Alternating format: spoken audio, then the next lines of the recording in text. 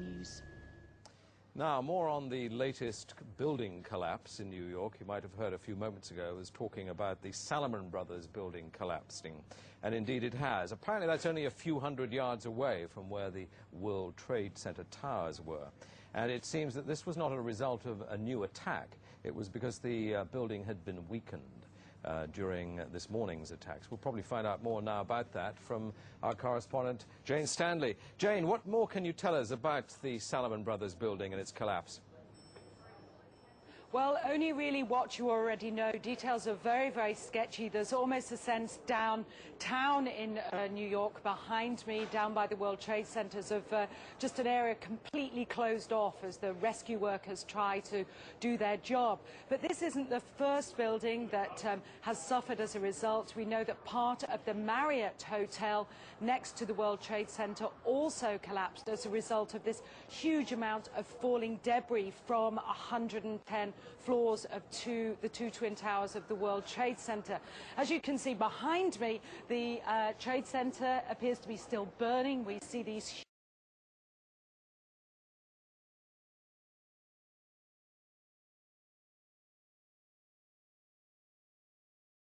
huge clouds of smoke and ash, and we know that behind that there's an empty piece of what was a very familiar New York skyline, a symbol of the financial prosperity of this city, but completely disappeared now, and New York is still unable to take on board what has happened to them today. Presumably there were very few people in the Salomon building when it collapsed. I mean, there were, I suppose, fears of possible further collapses around the area. That's what you would hope, because this whole downtown area behind me has been completely sealed off and evacuated, apart from the emergency workers. That was done by the mayor, Rudy Giuliani, much earlier today because of, course, the dreadful collapse of the Twin Towers of the World Trade Center. But New York, very much a city still in chaos. The phones are not working properly, the subway lines are not working properly, and we know that down there near the World Trade Center there are 3 schools that are being turned into triage centers for emergency treatment. And I know that over in New York Harbor, where the famous Statue of Liberty is, there's a field hospital where 1,500 people are being treated, and we have heard, though it's unconfirmed as yet, that 100 New York City police officers have been taken there as well for treatment, but we do need to confirm those figures for the officers. It's now, what, some 8 hours since the attacks. Is there any estimate yet available of the number of casualties in the World Trade Center? I think we can only go at this point with the words expressed by the mayor of New York, Rudy Giuliani, that it's too frightening to think how many there could be. We know that it's about almost 300 people on the airliners that were used in these attacks. But you've got to remember, this was 9 o'clock in the morning on a Tuesday morning. It's busy in downtown Manhattan, in the financial district then. The World Trade Center itself has 50,000 workers. There are tens of thousands of tourists who go up there every day. The figures are almost too frightening to contemplate. You can understand why nobody yet wants to put a figure on them. Listening to the mayor, Rudy Giuliani, a bit earlier, one of his messages was, business as usual. We won't let this get us down. But presumably, a lot of Manhattan people must have fled the city to Long Island to get away from possible further attacks.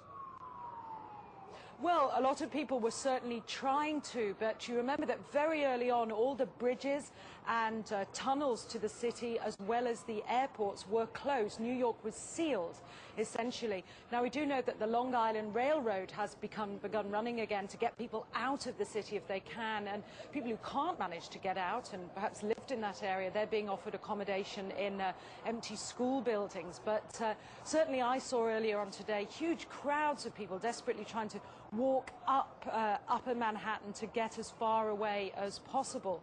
I think nobody really knows how to go or where to go, and you have to remember, even now, I don't think people can sink in to people what's happened. We haven't, for the past hour or so, heard much from the people of Manhattan. You're with them there. I mean, what are they saying tonight after this catastrophic attack? As I said, many just cannot believe this has happened, and I've seen you know, big burly men and women with you know, tears in their eyes today, shaking their heads, wondering what on earth is going on. There was a sense of panic. Our reports from the scene were of people just absolutely horrified. And I've already seen some photographs of that a man took down in the downtown area, and it looks like the aftermath of a huge atom bomb or something, just full of debris and of like a white carpeting of snow from all the dust and rubbish that had fallen. I don't think people can comprehend. They certainly have lost any feeling of safety. There's still a great pride in the city. People are determined to fight back, but a great sense of shock and loss. People keep looking at the sky, for example, where you can see the plume of smoke, and say, when that's gone, it won't be there anymore. Our Twin Towers won't be there. Such a symbol of New York. Are they talking yet about revenge and what the government should do to counter this threat, or are they numb still? I think people are still numb, and I don't think people are talking about revenge in that way at all yet. I think people are still too traumatized. We don't know how many people have been killed. We can't even put a figure. I think when you talk to people on they daren't even say how many people might have been killed and injured. And I think that feeling, until the idea of the devastation, people don't really know what to say or what to think. I think they feel the bubble of their security as being in America has definitely been popped. This city and this country will not be the same. But they don't really know where to turn. That's the very sad thing. I think there's going to be a lot of very, very traumatized people that has hit them very, very hard. Jane, I think many of us, when we heard the news, perhaps on the radio earlier today, were completely flabbergasted by it and just couldn't comprehend it. I mean, it almost sounded too far-fetched. I was wondering what it's felt like for you being in Manhattan. Well, unfortunately, I think we've lost the line with Jane Stanley in Manhattan. Perhaps we can rejoin her and follow that up later. Across America, citizens are trying to come to grips with the enormity of what has happened.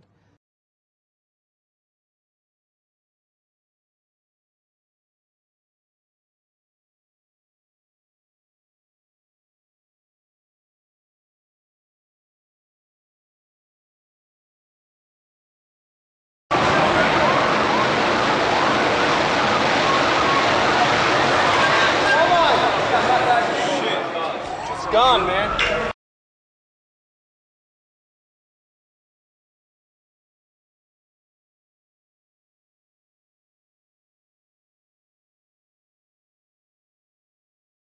Intense and long-term. Saliba, again, as you're talking, news is continuing to come in, as you can imagine. We're now being told that yet another enormous building in New York has collapsed. It is the 47-story Salomon Brothers building, which was situated very close to the World Trade Center, right there in this financial capital. Professor Liebert, the implications of what you were saying is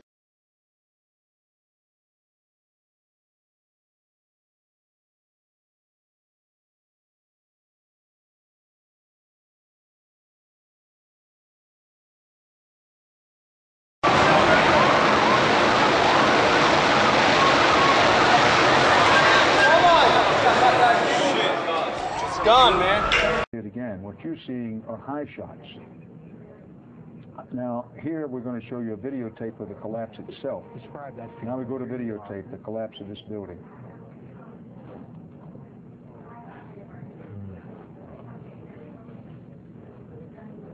It's amazing. Amazing, incredible, pick your word.